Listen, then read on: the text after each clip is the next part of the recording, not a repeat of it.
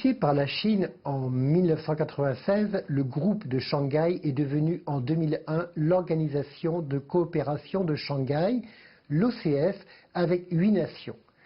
6 pays fondateurs, la Chine, la Russie, le Kazakhstan, le Kirghizistan, le Tadjikistan et l'Ouzbékistan, puis l'Inde et le Pakistan en 2017.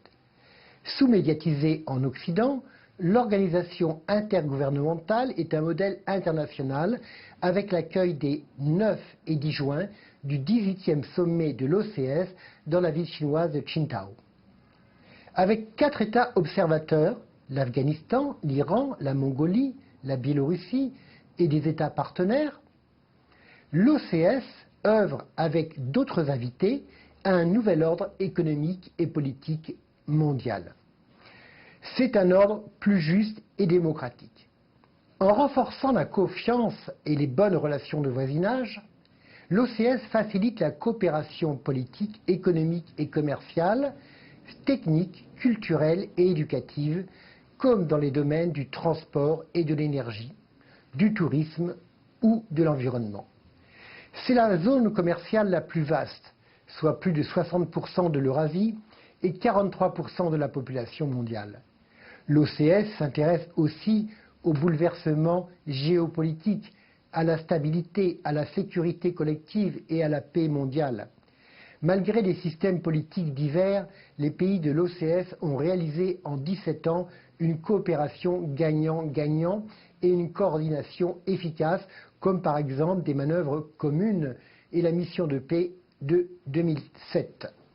L'OCS est un exemple pour les autres pays pour aller au-delà des idéologies et des modes de développement.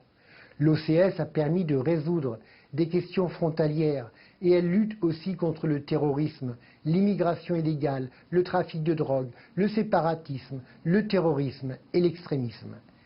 Le 18e sommet de l'OCS est une étape décisive de son histoire pour la rendre plus cohérente, plus efficace et plus influente, pour renforcer la solidarité entre ses membres et construire une communauté plus engagée. En mettant l'accent sur l'esprit de Shanghai, le 18e sommet de Qingdao renforce la confiance et la solidarité entre ses membres et consolide la communauté.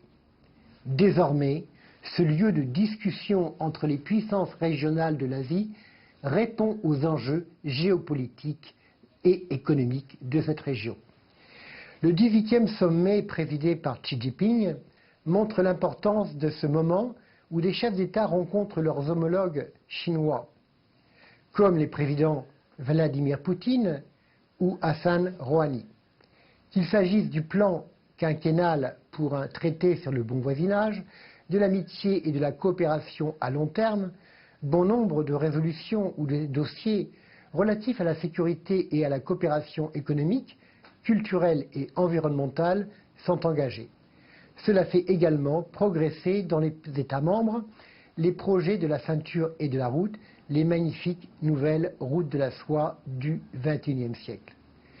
Autre objectif, la Chine, comme les membres de l'OCS, aide l'organisation à prendre une position claire sur les questions internationales et régionales. L'OCS joue un rôle actif dans la coopération régionale et la gouvernance économique mondiale, en luttant contre l'isolationnisme, en sauvegardant la paix et en favorisant la sécurité et la stabilité régionale.